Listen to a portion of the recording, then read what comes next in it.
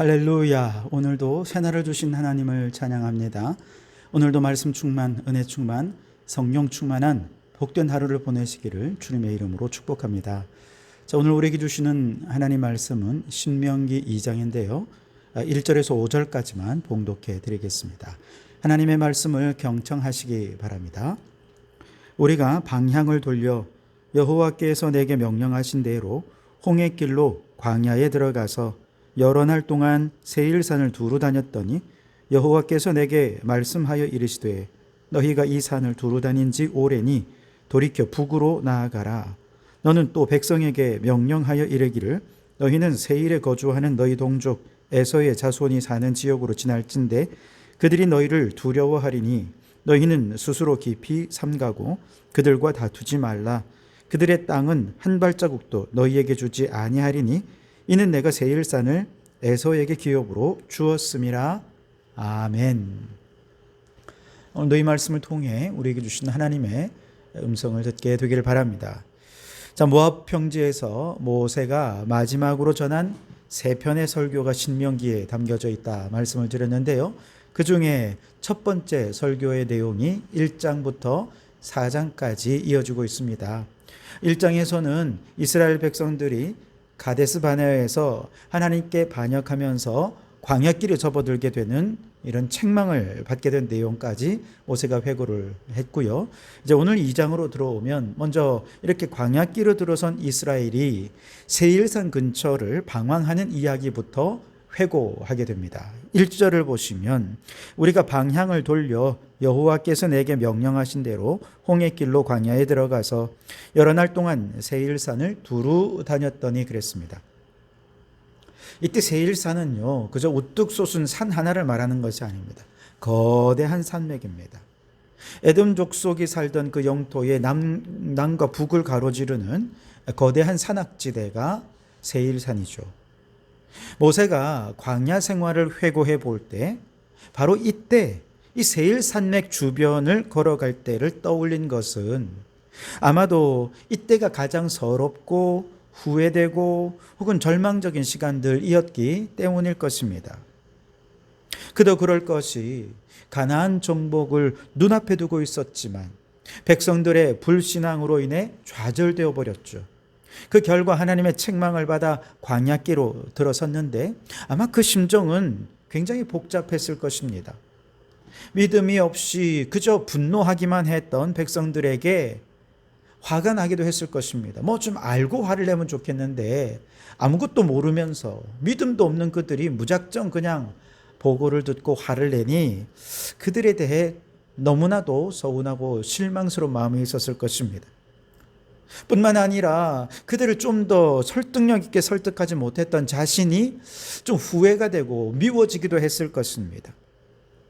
뿐만 아니라 이렇게 하나님의 약속을 어기고 광야길로 돌아설 수밖에 없었을 때 하나님께 얼마나 죄송한 마음이 있었겠습니까? 그러나 죄송한 마음과 함께 하나님에 대한 서운한 마음도 있었을 것입니다. 이제 겨우 출애굽을 벗어난 백성들 아닙니까? 430년을 애굽에서 하나님 없이 지냈던 백성입니다. 그러니 이들이 광야에 나와서 실수 좀 할 수 있죠. 부족한 부분 얼마나 많이 있겠습니까? 하나님께서 그런 걸 좀 감안해서 봐주시고 좀 기다려주시면 얼마나 좋았겠어요? 그런데 이렇게 물론 큰 실수이긴 하지만 그렇다고 해서 이렇게 큰 시련을 주신다니 하나님 너무 섭섭합니다. 그런 마음 아마 있었을 것입니다. 자, 이런 마음을 가지고 이스라엘 백성들과 함께 지금 세일 산맥을 따라 여러 날 동안을 방황하며 걸어 다니게 됩니다. 이때 여러 날이라고 할 때 단순히 며칠이 아니고요, 꽤 오랜 시간을 의미하는 것입니다. 하나님께서는 그 오랜 시간 동안 한 말씀도 안 하셨어요. 어디를 향해 가라 말씀하지 않으셨습니다. 마치 하나님이 안 계신 것처럼 침묵만이 흘렀던 것이죠. 그들은 그야말로 갈 바를 알지 못한 채 어디로 가야 될지 알지 못한 채 그저 목적 없이 또 돌아 방황하기만 했던 시간들이었습니다. 모세를 비롯한 백성들은 이제 이 하나님께서 이 광야길로 인도해 주시지 않으면 우리가 어떻게 여기서 살아남을 수 있을까? 참 많이 두렵고 걱정이 되어져 갔을 것입니다. 그러한 마음이 점점 커져 갈 때 드디어 하나님께서 모세에게 입을 열어 말씀하십니다. 3절 말씀에 너희가 이 산을 두루 다닌 지 오래니 돌이켜 북으로 나아가라 그랬습니다. 목적 없이 방황하며 떠돌던 백성들에게 드디어 하나님께서 말씀하시는데 새로운 방향을 제시해 주시고 비전을 제시해 주신 것이죠. 북쪽으로 나아가라. 이때 북쪽은 가나안을 가리키는 것이죠. 다시 말해 지금 당장 북쪽 가나안을 향해 진격해 들어가라는 얘기가 아니고요. 어떤 북쪽이라고 하는 방향을 지시하신 것이 아니고요. 최종적인 목적지인 가나안을 향해 나아가라 라고 하는 백성들에게 하나님 주신 약속의 땅에 대한 비전을 새롭게 제시해 주신 것이죠. 이처럼 하나님의 말씀이 들려지게 된 그때부터 하나님의 꿈이 이스라엘 백성들의 꿈이 되었고 하나님이 목적하신 그 목적이 이스라엘 백성들의 목적지가 되어서 이제는 목적 있는 삶을 지향하며 살게 된 것이죠. 여러분 엘리야 선지자를 생각해 보세요.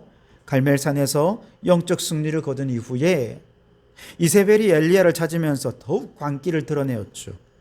엘리야는 이에 영적 침체에 빠져서 로뎀 나무 아래에서 하나님께 죽기를 바랬었습니다. 그러다가 하나님께서 그를 호렙산으로 이끌어서 세미한 중에 하나님의 음성을 들려주셨죠. 그러자 그는 비로소 새 힘을 얻고 주어진 사명을 완수해낼 수 있었습니다. 우리도 마찬가지입니다.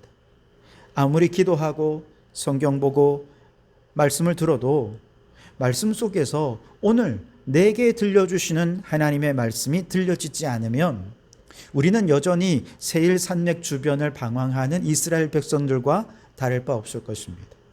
영적 침체에 빠져 로뎀나무 아래에서 죽기를 기다리는 엘리야 선지자와 다를 바 없을 것입니다. 그러나 말씀 속에서 기도 속에서 어느 날 드디어 하나님의 침묵이 끝나고 하나님이 입을 열어서 내게 들려주시는 하나님의 음성을 듣고 깨닫게 되면 그때부터 그 하나님의 말씀은 내 삶의 목적이 되고 인생의 방향이 정해지게 되고 하나님 정해주시는 목적을 따라 꿈이 있는 인생, 비전이 있는 인생, 목적 있는 인생을 비로소 살아갈 수 있게 되는 것입니다. 여러분, 하나님이 내게 침묵하실 때 우리는 더더욱 하나님의 음성에 귀 기울이기 위해 집중해야 할 줄 믿습니다. 그 침묵을 깨고 하나님께서 드디어 음성을 들려주시는 그날, 그 음성은 바로 하나님의 꿈이요 그것이 곧 나의 꿈이 되고 하나님의 비전이 곧 나의 비전이 되어 그 꿈을 향해 나아가는 목적이 있는 삶을 살아가는 우리 모든 성도들이 되시기를 주님의 이름으로 축원합니다. 자, 4절에 보시면 이제 북쪽으로 나아가라 하셔서 북쪽으로 나가다가 이제 세일에 거주하는 에서의 후예들을 만나게 될 것입니다. 그때 하나님께서 세일 자손들, 에돔 자손들과는 다투지 말라 그렇게 4절에서 말씀을 하시는데요.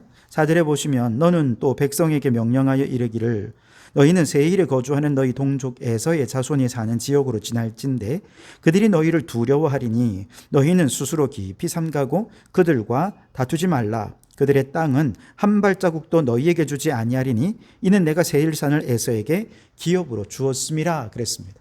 하나님께서는 이 땅을 한 발자국도 그들에게 주지 않으시겠다고 했습니다. 왜냐하면 그들은 이스라엘 백성들과 형제 종족이기 때문에 그렇습니다. 그래서 그들 사이로 지날 때에 다투지 말고 양식이 필요하면 돈으로 사서 먹어라.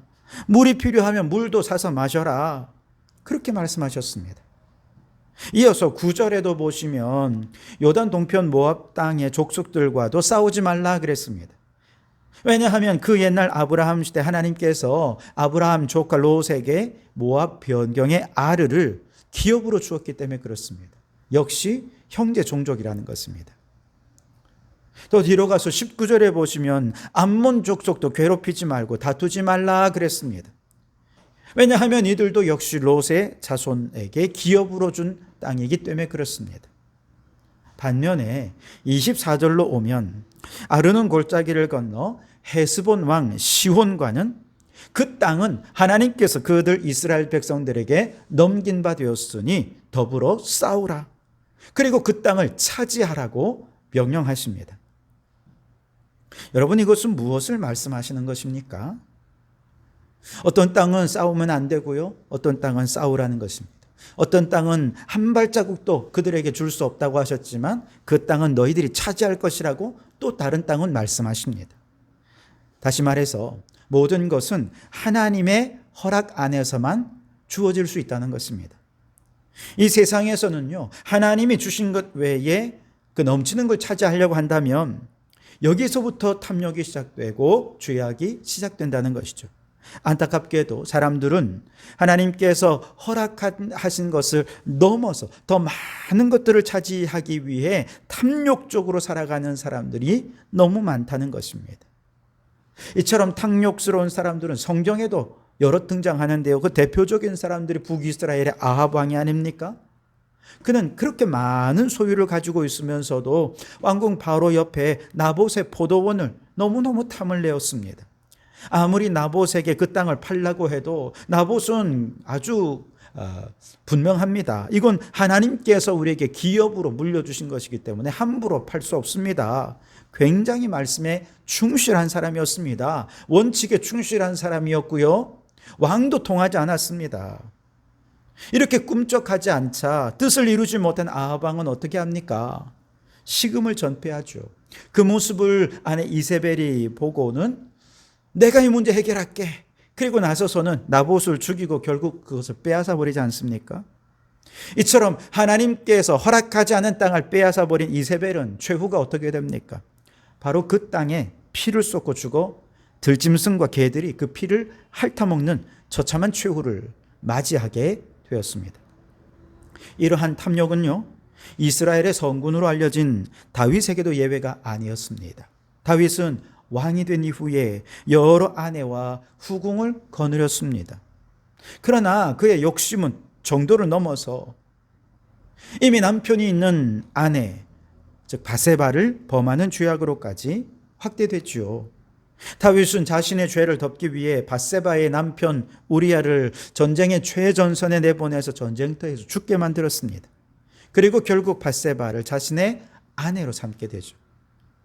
하나님께서 허락하지 않은 여인을 얻은 것입니다.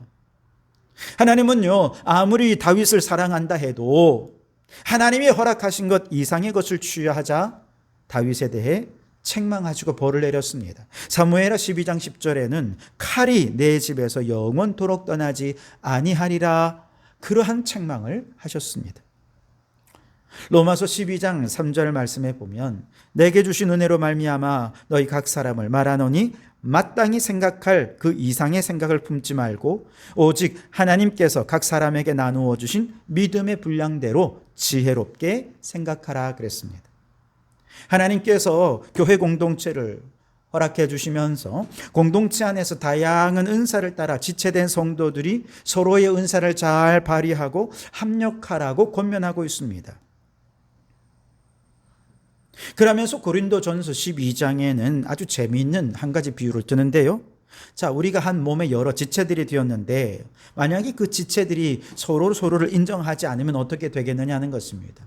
눈이 발을 인정하지 않고 손이 또 눈을 인정하지 않는다면 어떤 일이 벌어지겠느냐. 만일 온 몸이 눈이면 듣는 곳은 어디며 온 몸이 듣는 곳이면 냄새 맡는 곳은 어디냐. 그러나 이제 하나님이 그 원하시는 대로 지체를 각기 몸에 두셨다, 그렇게 말씀을 하셨습니다. 각각의 지체들마다 그들의 은사와 역할이 다 있어요. 그 이상을 넘보지 말라는 것입니다. 그 이상의 것들을 추구하는 순간 몸에 병이 생기고 교회가 병든 교회가 될 수밖에 없다는 것이죠. 여러분, 하나님께서 우리 각자에게 허락해 주신 은사가 있습니다. 각자에게 허락해 주신 그 소유의 범위가 있어요.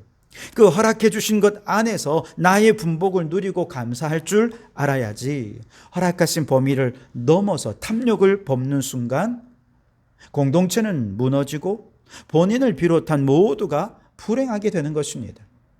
야고보서 1장 15절에 욕심이 잉태한 즉 죄를 낳고 죄가 장성한 즉 사망에 이르느니라 말씀하셨습니다. 하나님이 허락하신 것 이외의 것을 욕심내기 시작하면 당연히 죄를 짓게 되고 그 결국은 멸망에 이르게 된다는 얘기입니다.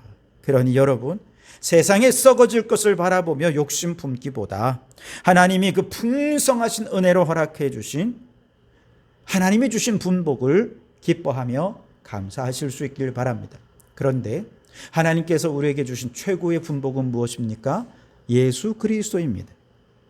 예수 그리스도를 소유한다면 우리는 이미 모든 것을 소유한 것과 마찬가지입니다. 그렇기 때문에 우리는 모든 탐욕을 버리고 하나님이 우리에게 허락하신 것에 감사하며 무엇보다 예수님 한 분만으로 만족하는 우리 성도들이 되실 수 있기를 주님의 이름으로 축원합니다. 기도하겠습니다. 주님, 주님의 말씀이 내게 꿈이 되고 비전이 되어 목적이 있는 삶을 살게 하여 주시옵소서. 하나님께서 허락하신 것 외의 것에 탐욕을 품지 않게 하시고 이미 주신 것 잘 누리며 감사하게 하옵소서. 무엇보다 주님 안에 있으면 이미 모든 것을 소유한 자이니 주님 한 분만으로 만족하게 하옵소서. 예수님 이름으로 기도하옵나이다. 아멘.